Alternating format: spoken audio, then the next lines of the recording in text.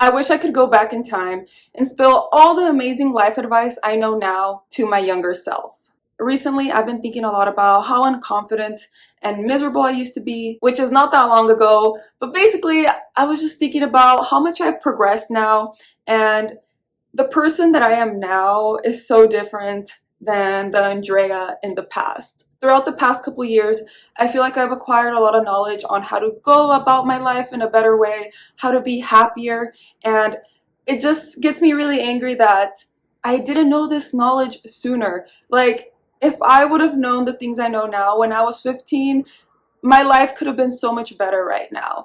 And I know, people say don't live with regrets, whatever. And I get that, but it still would have been nice to know some of the things that I'm going to be talking about today sooner in my lifetime. I don't want you guys to be like me and find out all about all this stuff later in life. That is why today I'm going to be sharing with you guys 7 things I wish I knew sooner in life. Number 1, stop doubting your capabilities and believe in yourself. Remember all the stuff you thought you couldn't do, but you did? A lot of us have a tendency to discredit ourselves. We want to ignore the evidence that we are capable, and I don't know why we do this. People have this misconception that your skills and your background determines your capability, but that is far from the truth. And the reason I'm saying this is because that was definitely me. I felt like at a young age, my capabilities were already determined. I would always look at my background as a child of immigrants as like a disadvantage, and I'm just never going to be as capable as other people, which is ridiculous. You guys, no one is born with anything. Do some people have advantages? Yes, of course, but if you just sit down and like compare yourself constantly to other people, you're always going to find a reason to think you're not capable. And I get it. Doing certain things can feel very intimidating, but let me tell you something. With enough dedication and hard work, you can do and learn almost anything. Real self-confidence is built through actions, but in order to get started in anything, you need to believe you're capable. I get both angry and sad just thinking about all the opportunities we miss just because we don't think we're capable. I just want to make it clear to you, always give things a try. Number 2, live your life for yourself. Are you living your life based on what others want for you? This happened to me without even realizing it. I thought this whole time I've been living based on what I want for myself, but then the more I thought about all the things that I've done, I'm like, wait, this was all to impress other people. But I mean, let's be honest, who wants to admit that? So even when I realized that, I tried to challenge it. I was like, no, but the truth is, I've been living my life for other people. Like me going to graduate school, that definitely was not for me. I know I only did that because that's what's going to get praise. My parents will approve of it, my aunts will, my friends will, the person I'm dating will think it's cool. This is perfect. We can become addicted to impressing others because of that constant validation we receive. I never asked myself, hey, do you want to actually do this? Like, ultimately, you should be the only person deciding your next move, deciding what you want to do. But a lot of us don't feel worthy to do that. We don't trust our own opinion. We don't have the self-esteem or self-worth to make our own decisions and be happy with them. Living a life for yourself can honestly get really lonely. So learn to be your bestie. I'm not saying you should just, stop talking to all the people around you. That's not what I'm saying.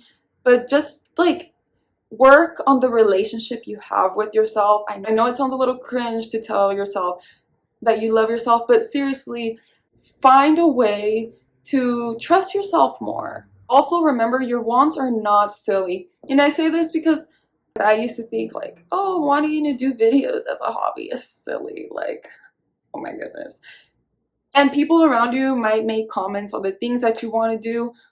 But again, their opinions do not matter. And I know it's so much easier like said than done to just like ignore what they say.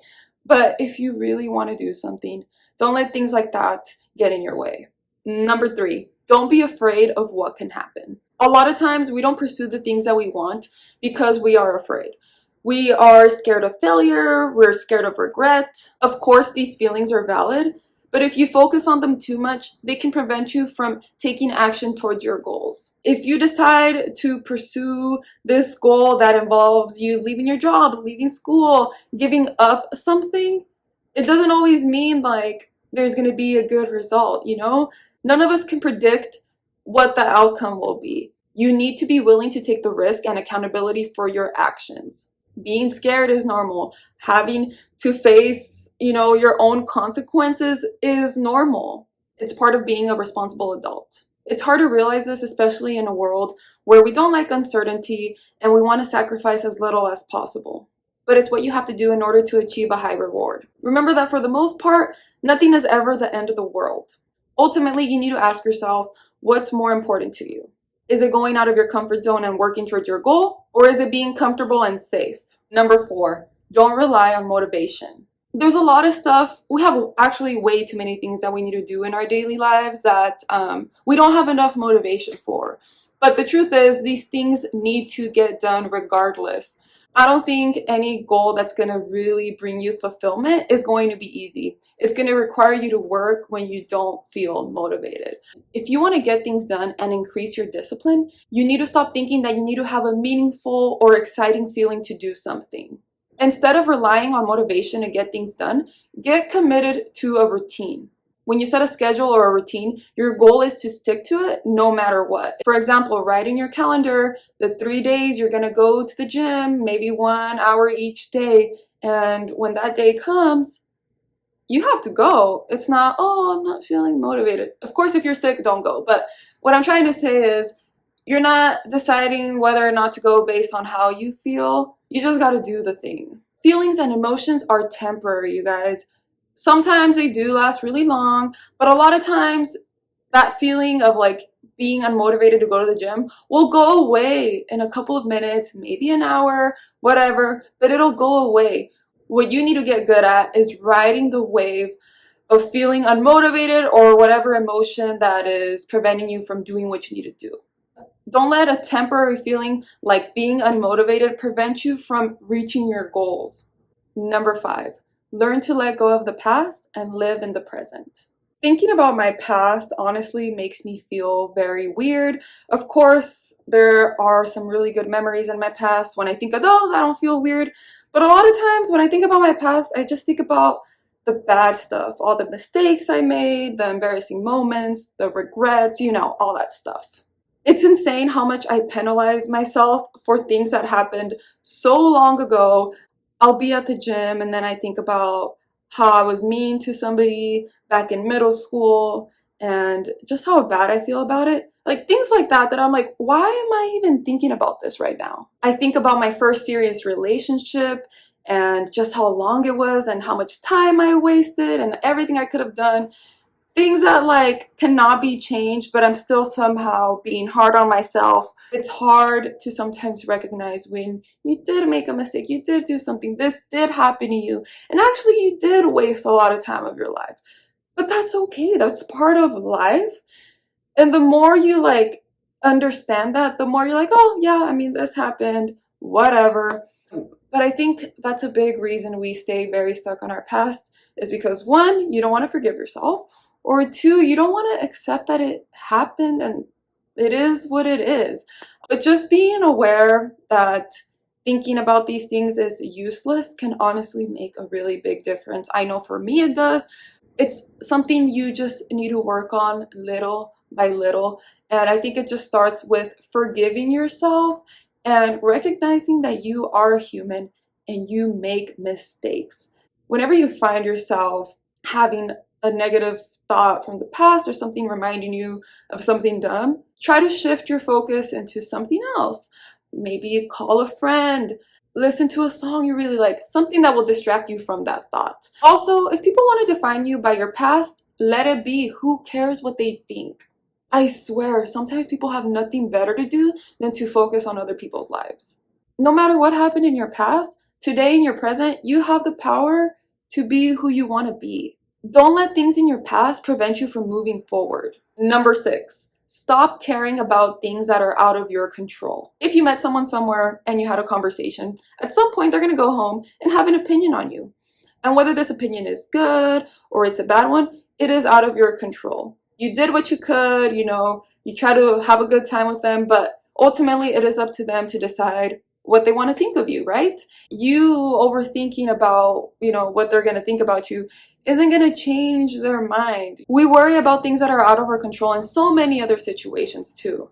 When you submit a job application somewhere, the minute you submit it, whatever the outcome, it is now out of your control. You did what you could. You submitted your best resume, best cover letter. There's no point in stressing out. Don't stay up in bed overthinking and analyzing a convo you had at a party. Overthinking conversations or moments aren't going to change what happened. Number 7, learn to not take things personal. Everything people do is a projection of who they are, their values, and their upbringing. Taking things personally is such a waste of time. There are so many times where you think something is about you, but it actually has nothing to do with you. I remember there was this girl in high school who would always make comments on my makeup and on my outfits. Not good comments, by the way. And I remember getting so wrapped into it, thinking I looked ugly, I'd feel sad and stuff, when really I shouldn't have even taken things personally. She was just a very unhappy and insecure soul. Sometimes it's hard to not take things personally, especially when someone offends you really badly. In these type of situations, you need to acknowledge how you feel, of course. It's okay to feel annoyed or frustrated for a while, but the key is to not let it consume you, which is what many of us wrongly allow. Someone being offensive, being aggressive with you has nothing to do with you. They just haven't learned to express their emotions in a healthy way. We're so inclined to take things personally, but you guys, we gotta fight not to, seriously, because that completes the list. And just remember that following everything I talked about today is not going to be easy. It's not something that's just going to happen overnight. It's going to take a lot of hard work, but I promise you guys that even by just following one of these pieces of advice that I talked about today will help you navigate your life so much better. I hope you guys found this video useful. Thank you so much for watching, and I'll see you guys next time. Bye.